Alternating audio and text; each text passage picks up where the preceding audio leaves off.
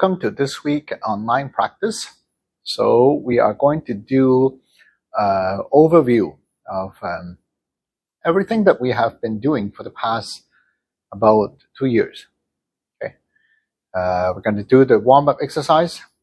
We're going to do the complementary movement. We're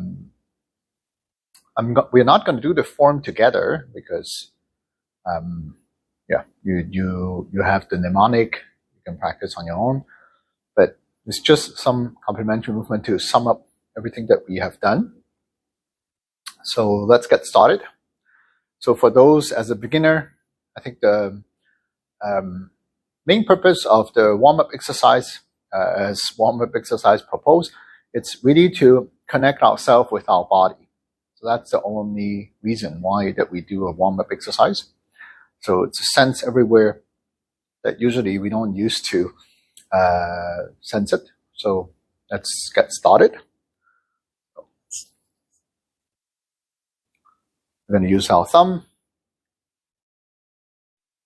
push upward from the nose, on the two sides of the nose to the forehead.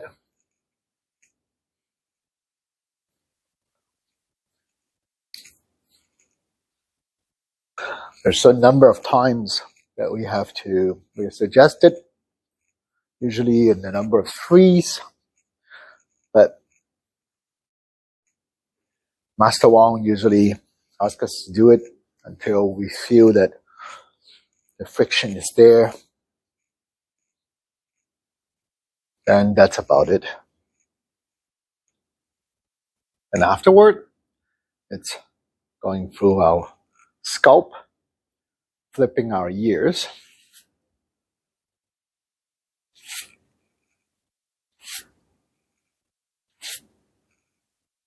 We do it until we feel that there's friction to our ear. Pay attention to the sound of our palm through our ear when we flip it.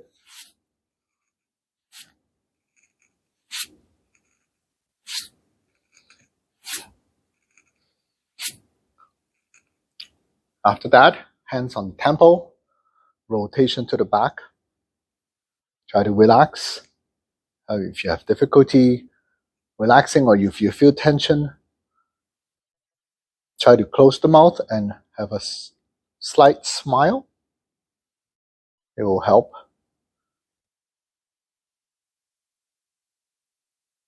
You can do all this exercise so far sitting down or standing up. It doesn't matter until we feel that it's released. Then we're going to do eye movement, rotating our eyes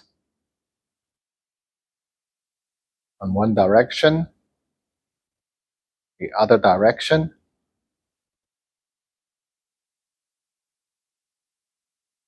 And then we put our teeth together, just touching. Release your gums. So the touching of the teeth actually makes vibration to the gum.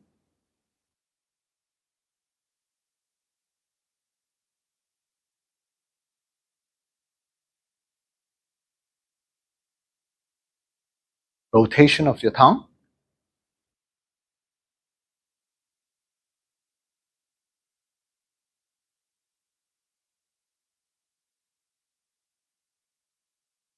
The other side.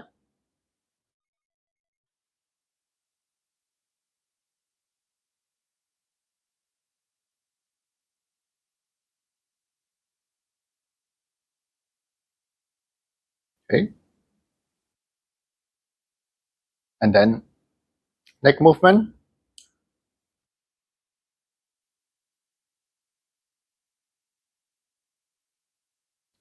Try to focus on the top of your head so that when you tilt on any side, you can actually release whatever that is within your neck. So if you bow down, and underneath here, you have to try to release everything as much as you can. And when you tilt upward, everything behind the neck, try not to think too much about it. Just release. Attention or intention actually is on the top part of the head. For some beginner, I would suggest to imagine there is some weight. When you tilt the weight, actually weight on your head, so that you kind of tilt a little bit more, but you will feel that there will be resistance within the joints, which when you're aware of the resistance, you have to just open, release. Okay.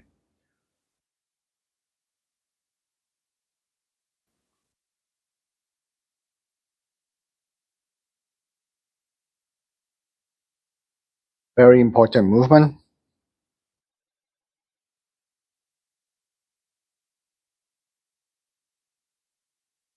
Tilt our head side by side. Same idea. The top of our head, there is some type of intention, and then every tension that we have within the two sides of our neck, we just release. Release, it's not something that we have to move. We try to release just an idea of opening. For those who have been practicing, it's just an opening from the inside. For those who are beginner, just think about opening. It's not relax, it's just open. But once both sides you feel a little bit more released, then look on each side. It's like looking behind us. Looking behind us at one point. While very important, if we feel that we have a counterforce or resistance, we have to let it go. We don't want to force our neck to look behind. So what we do is our intention, it's in our vision. So it's like we are watching behind us. Watching behind us.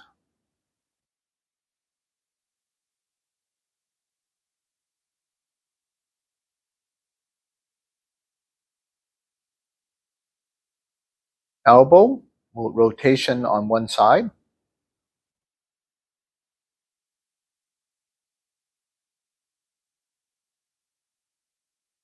And rotation on the other.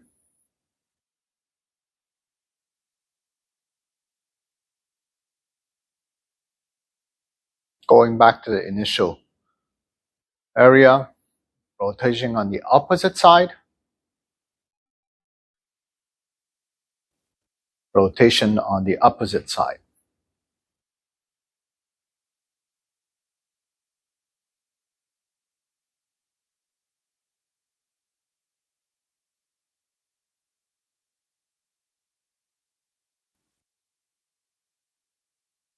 Our elbow.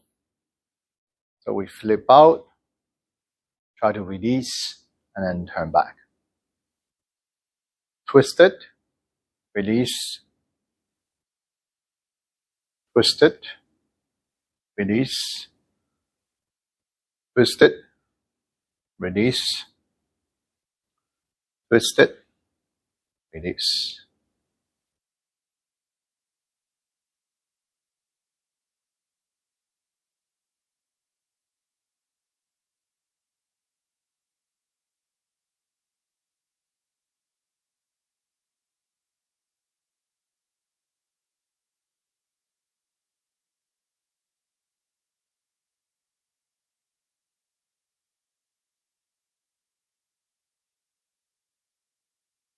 Once we have done it, then our wrists, try to move our wrist with our intention. with index and pinky. By putting intention on our index and pinky, we move our wrist up and down. More here, intention on index finger.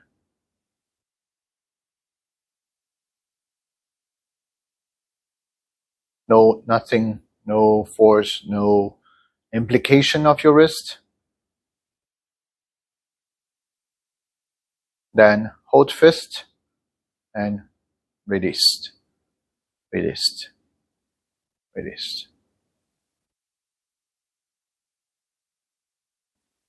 Feel the bright vibration of your release. The vibration of how it resonates within your full body, or elbow, your shoulders, your upper back, and even your lower back. You can feel it. You can even feel this vibration to your hip area.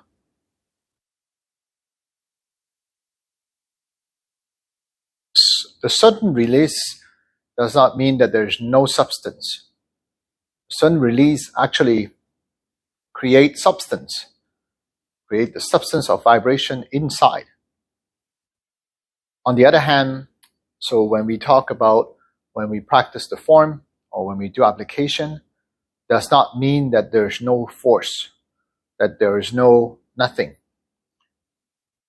Actually, when you apply, there is something, and this something is created by your intention of everything releasing at the same time that coincide with your intention. And your full body kind of engage into a certain strength. This certain strength create the movement of Tai Chi. Your hands on the abdominal, just turn around. Try to feel inside if there's anything that has less sensitivity or more sensitivity. You have certain feeling, then release it. Don't try to pay attention to it. Pay attention to it. Sensation might amplify.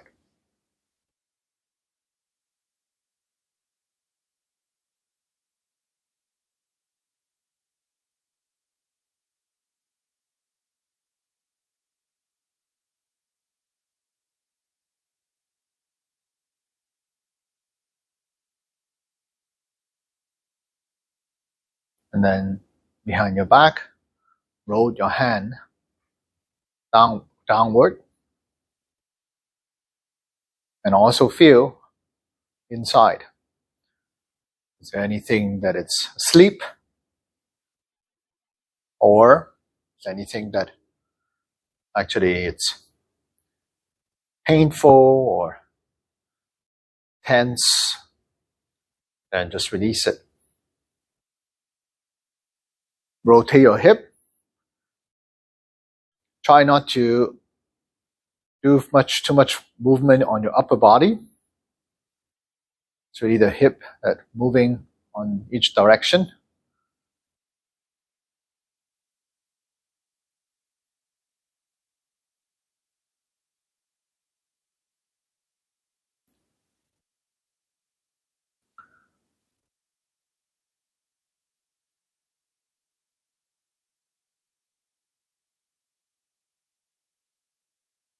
And opening the groin area. Remember intention on your underneath the floor and also in the sky to align, and intention to open up. Intention to open up. Intention to open up. Try not to use your joint, the groin area, to force it to open. It's more the intention kind of on your knee that points to open. Same thing on the other hand, on the other foot, sorry. Alignment, raising up your foot without too much implication of strength. think about your knee that wants to come up and then open, and then open, and then open, and then open. Without focusing on your groin area. It's not your groin area that's opening. It's your knee, that point that creates this openness, and not a strength that you're trying to open like this. If you open like this, then your whole balance point is unbalanced.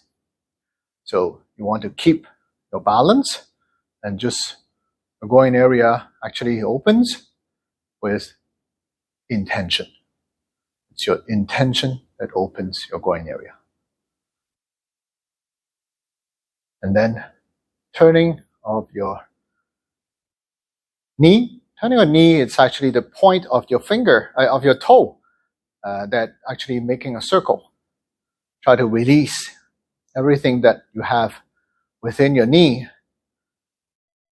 And then there's some implication on the groin area that wants to kind of balance yourself when it moves, but it's really the intention of your toe that creates the rotation. So you can release your knee, and same thing here, release of your knee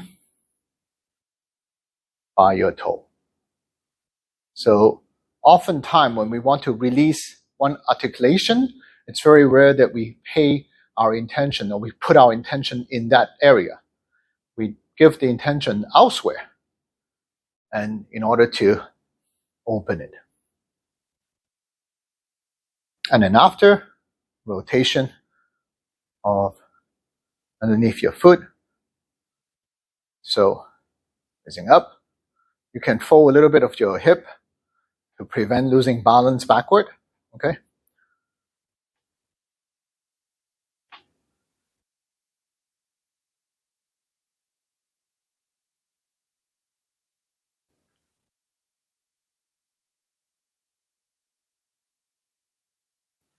Another exercise that we didn't do this year, it's actually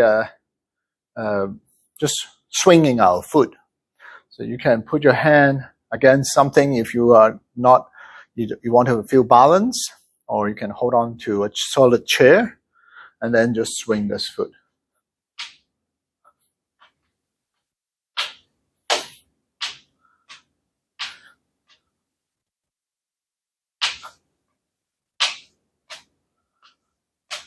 And swing the other side.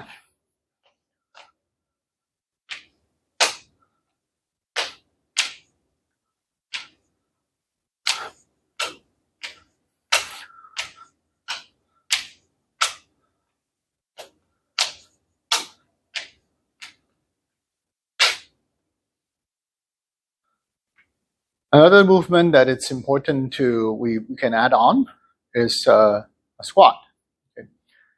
So there's different type of practice. So first of all, we want to try to relax as much as we can. So for those who is able to do it, you can follow. If you're not able to do it, then try your best. So the squat that we are looking into, if I go on my side, is that we want to open up our foot on the length of our shoulder, approximately, and then, or even wider, a little bit wider than the shoulder, it's okay too, but not smaller than our shoulder, okay? And then we're just going to go down, and if you go down, if you want to, you can actually sit, and your back should be almost straight. So if I do it on the side, so it's like a squat, and it's try to sit on our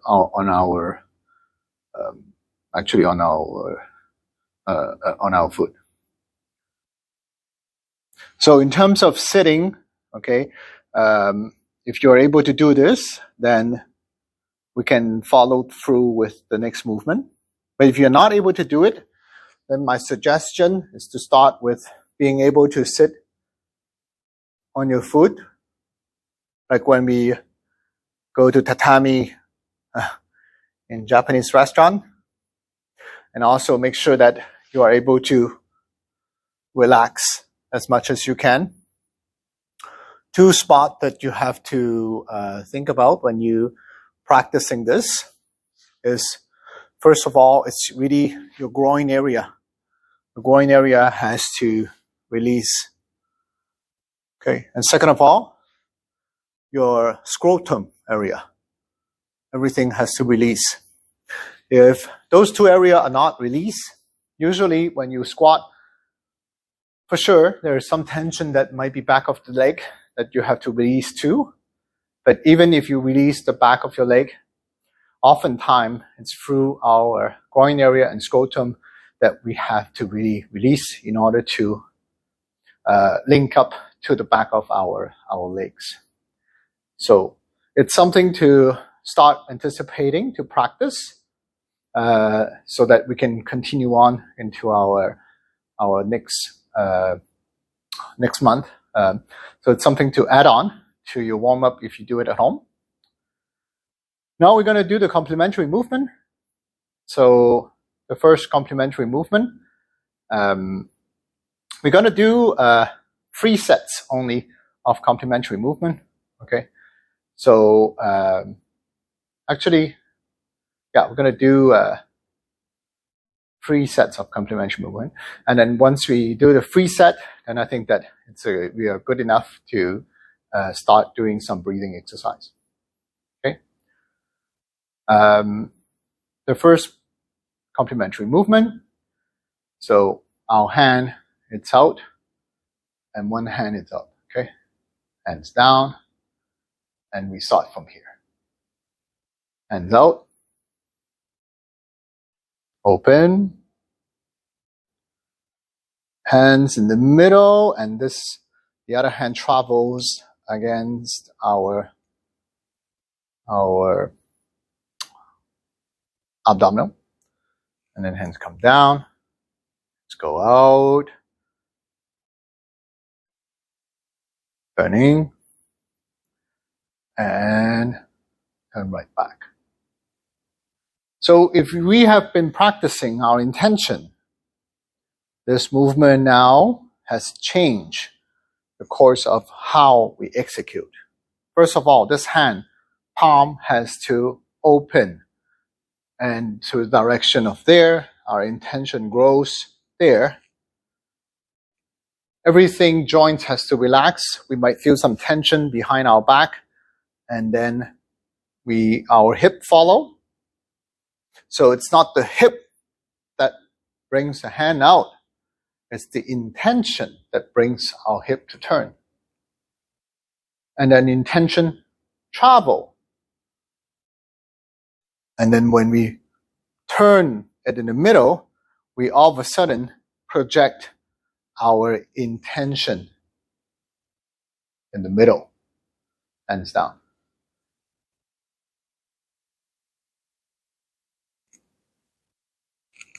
Try to use as much intention as possible.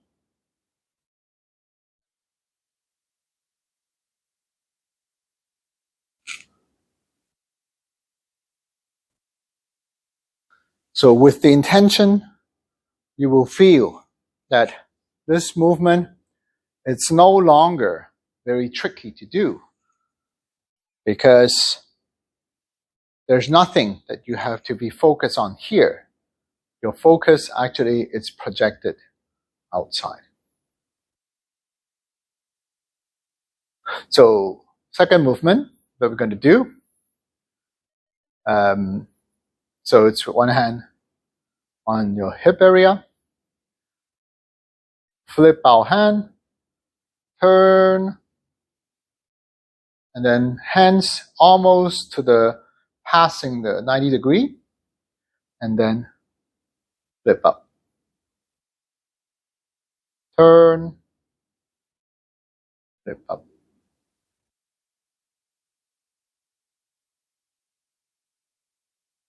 Once again, in this movement. Now, it's very important to focus on the intention. First of all, arriving here, there is some type of stretching. That stretch towards outside. And then when it continues to lower down, there's intention of kind of sweeping the floor and then one point to the middle. And then flip your hand up, stretching to one side and up.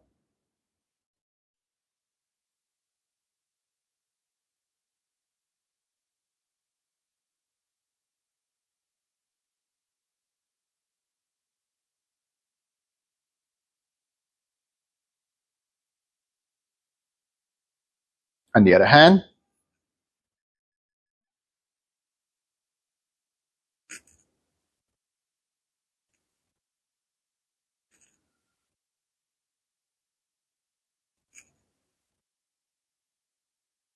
so once again, through the movement of your intention, the movement might become a little bit more easy. Because now, once again, we are not focused into how internally our body should move, but it's more where we project our intention. So throughout the past year, I've been talking about projection of intention and awareness of our body, and that allows us to achieve that intentional movement. The third movement, hands in the middle, transfer weight on one side, move our body up, and then intention all the way as far as we can. Hands down, initial position, turn our hip, hands up.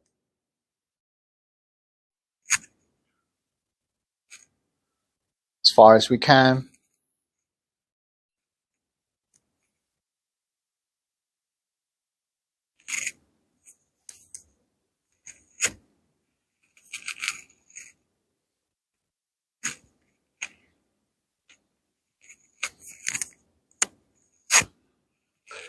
Very important here is like our both hands has each one intention that is kind of together within a big ball or separate within two intention. So when we project here, we project as high as we can and then as far as we can. As high as we can. As far as we can. As high as we can. As far as we can. As high as we can. As far as we can. Okay? So this movement also creates an openness to our shoulders through our intention of projection, our hands pull as far as we can. If you keep the intention inward and you try to coordinate your movement in order to do this movement, then you will miss out on the openness of your shoulder. So those are the three basic complementary movements that we want to continue to practice within our form. Now, we're going to move back into the breathing.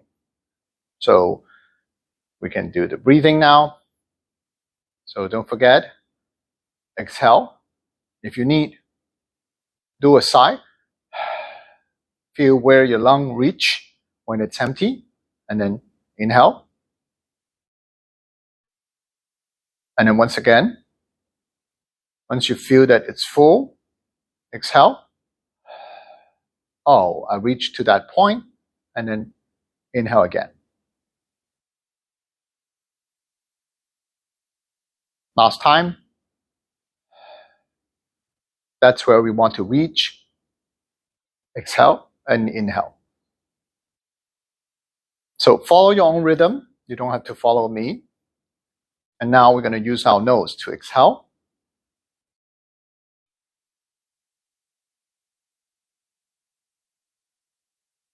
But we want to reach to the extent of exhale that we did.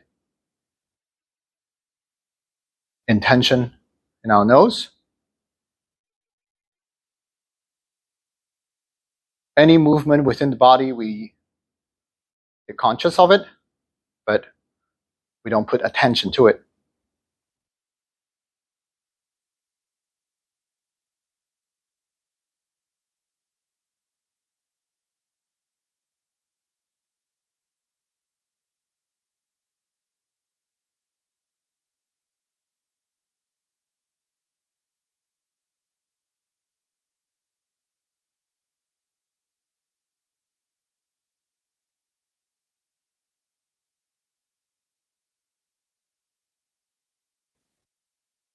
Once we feel that there's a certain intention in our nose, that we are able to kind of calm down our breathing rhythm to make it more steady,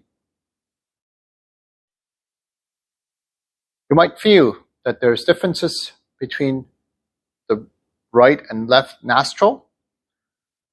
Sometimes you'll feel that there's more air that's floating on one side than the other. Don't worry about it.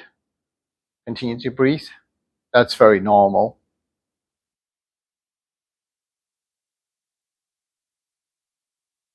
The nostril like the openness of the nostril, it usually varies every 3 hours.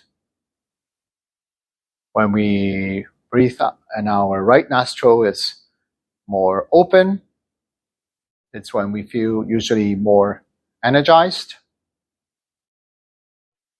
And when we have left nostril that it's more open, then usually we are in a period where we get more tired. Our body tells us that we need recuperation. So something to be aware of when you, for example, prepare to sleep. So sometimes if you are less able to sleep, then is to make sure that maybe it's your right nostril that it's active. Do something else until the body changes to what we call the yin and the yang of the body. And then you'll fall asleep easier when the left nostril it's actually more open. Sleeping on the side or left side or right side, it will affect also the fluidity of each nostril. So it's something to be aware of. So I don't want to be too focused on that because we are practicing our breathing. And now we're going to start doing the Tai Chi Kung. We finish with an exhale. You don't have to follow me. Then we're going to start inhaling. Feel that